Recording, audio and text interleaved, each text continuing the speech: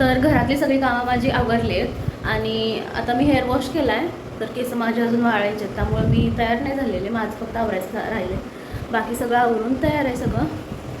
तर आज आहे ना पाऊस पडला आणि इतकं छान वाटलं ना, कारण 4 दिवसापासून इतकं ऊन होतं ना, इथं खूप ऊन होतं इथं. आणि ऊन इथं असलं ना तर असं असतं की मे महिन्यासारखं ऊन असतं, त्यामुळे इतकं उकडतं ना, रात्री पण इतकं उकडत होतं की झोप पण लागत नव्हती लिटरली. पण आज खूप छान वातावरण झालं आहे. तर मी आता तयार होते आणि मग मी भेटते. हाय हॅलो नमस्कार, welcome to Nisha lifestyle blog and yes it's a new day, new beginning and day starts with all you lovely and beautiful people. तर मला ना आज एक गोष्ट शेअर करायची आहे तुमच्यासोबत. जेव्हा आम्ही विचार केला होता की ब्लॉगिंग आपण करूया आणि डेली ब्लॉगिंग करूया आपण, तर तेव्हा आम्हाला असं झालं होतं की अरे आपण रोज काय काय दाखवणार आहे. आपण 6 दिवस तर आपण घरी, म्हणजे मी 6 दिवस तर घरीच असते, मग काय दाखवणार आहे आपण. रोजचं रुटीन आपलं तर एकच असतं, त्यात आपण काय नवीन दाखवणार आहे तसं. कारण संडेला एक दिवसच त्यांना सुट्टी असते, मग त्यात काय काय दाखवणार आहे, ते पण रोज अपलोड करायचं. तर असं होतं. पण म्हणजे उद्या मला माझा पहिला ब्लॉग अपलोड करून ना गुरुवारी मी अपलोड केला होता, तर 8 दिवस पूर्ण होतात उद्या. तर ह्यामध्ये ना मला जो काही एक्सपिरियन्स आला ना, तर तो खूप छान आहे. जेव्हा मी आता माझा फोन उचलते आणि मी जेव्हा शूट करायला स्टार्ट करते ना, तर तेव्हा मला आपोआपच ना तो टॉपिक पण सुचतो आणि जे काही शेअर करायचं आहे किंवा मला जे काही माझ्या मनातलं आहे तर ते मी पटकन बोलून टाकते. आणि जे काही गोष्टी घडतात ते मी तुमच्यासोबत शेअर करते, जसं तुम्ही रोज बघताय. Thank you for watching.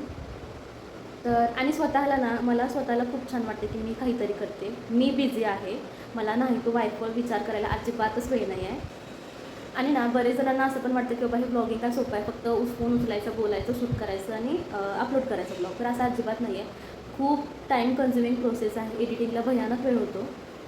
Video shoot करताना कुठलं काय घ्यावं, क्लिप कुठली घेऊ नये, त्यामध्ये पण क्रिएटिव्हिटी दाखवावी लागते, ऑब्झर्वेशन पाहिजे आपलं. तर ते एक स्किल आहे, ते आपोआप. आणि ते असं नाही डेव्हलप, आणि मी असं पण म्हणत नाही की ते माझं डेव्हलप झालं आहे किंवा नाही, तर मी अजून पण शिकते.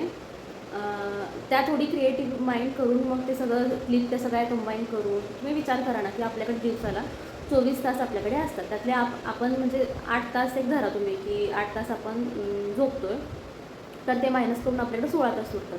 तर त्या 16 तासांमध्ये जे काही शूट केले ते एक 5 ते 7 मिनटाच्या क्लिपमध्ये आणणं आणि तो व्हिडिओ तयार करणं ही किती मोठी गोष्ट असेल. ते सगळे व्हिडिओ अरेंज करेपर्यंतच 1 तास निघून जातो, कसं ते कळतसुद्धा नाही. त्यानंतर व्हॉईस ओव्हर, एडिटिंग, परत एक्सपोर्टला टाकायचं ब्लॉग, थंबनेलचं विचार करायचं. आणि पण मी खूप खुश आहे, मला खूप छान वाटते की माझा टाईम मी छान कामामध्ये इन्व्हेस्ट करते आणि भारी वाटते मला. आणि ना ह्या ज्या गोष्टी असतात ना त्या एकटीनं नाही होत शक्य. तर अनिकेत पण आहेतच. जरी मी तुम्हाला कॅमेरासमोर जास्त वेळ मी दिसत असेल, तरी बॅक कॅमेरा त्यांची पण मेहनत आहे. आणि ना मला ह्या गोष्टी शेअर करायच्या तुमच्यासोबत, ते पण इन डिटेल पूर्ण एक ब्लॉग मला त्याच्यावर शूट करायचं आहे. मला बोलायचं आहे तुमच्याशी खूप सारं. आता फक्त मी एवढंच म्हणते की थँक्यू सो मच. अगदी मनापासून तुमच्या सगळ्यांचे आभार मानते मी की तुम्ही मला इतकं छान मोटिवेट केलं, इतकं छान मला तुम्ही रिस्पॉन्स दिला, इतका चांगला रीच दिला कमी वेळात, इतके चांगले सबस्क्रायबर्स म्हणा, इतका चांगला वॉच टाईम म्हणा, व्ह्यूज म्हणा, खूप छान रीच मिळाला मला. हे सगळं तुमच्यामुळे, हे सगळं तुमच्यामुळे आहे. तर थँक्यू सो मच. आणि ह्याबद्दल मी जसं म्हटलं तुम्हाला, मला इन डिटेल ब्लॉग हा करायचाच आहे. इथे ना मी काल आणलेल्या ज्या भाज्या होत्या ना, तर त्या पालेभाज्या मी सगळ्या इथे नीट करून ठेवत होते.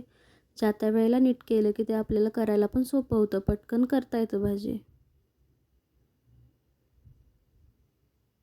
मिरच्याची देठं काढून जर का आपण ते एअरटाईट डब्यात ठेवलं ना, तर ते जास्त वेळ टिकतात.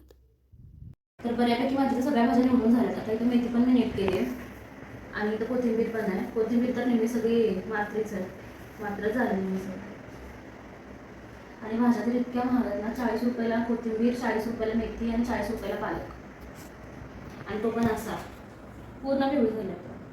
आता याचं काय घ्यायचं आणि काय नाही.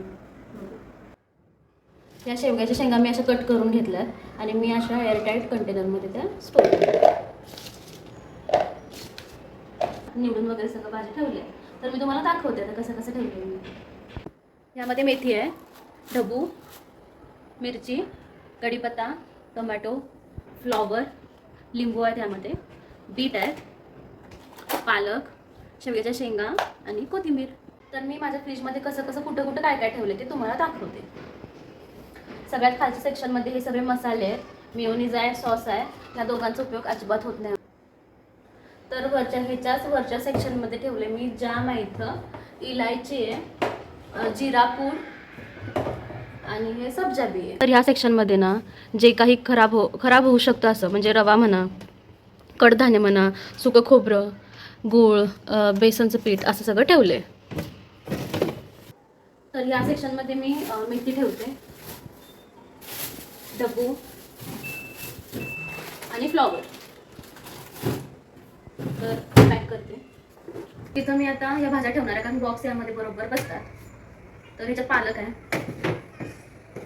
मिरची आहे, तर मिरची ही कायम लागते त्यामुळे पुढे ठेवते. त्याच्यात कढीपत्ता आहे, मिरची आहे, त्या शेवग्याच्या शेंगा मागं ठेवते, कोथिंबीर तेवढी सारखी लागते त्यामुळे, आणि इथंही बसते तर मी इथं ठेवते कोथिंबीर. हे लिंबू जास्त काय लागत नाही त्यामुळे मागं ठेवते. बीट पण, त्यानंतर हे दही आम्ही एकदमच आणून ठेवतो बऱ्यापैकी, कारण लागतं मला रोज. तर हे दही तेवढं आम्हाला लागतं त्यामुळे ह्या ट्रॉलीमध्ये ठेवते, कारण ट्रॉली असं ओढून घ्यायला पटकन बरं पडतं. ह्यात ना पनीर आहे, पनीर पण मी घरीच तयार करते, तर ते थोडंफार उरलं होतं तर ह्यात मी पनीर ठेवले. ह्यात साय असते दुधाची आणि चटणी आहे. अशा प्रकारे मी माझा फ्रीज ऑर्गनाईज करते. आणि वर फ्रीझरमध्ये फक्त फ्राईज आहेत आणि तो आईस रोल ऑन आहे, बाकी काहीच नाही आहे.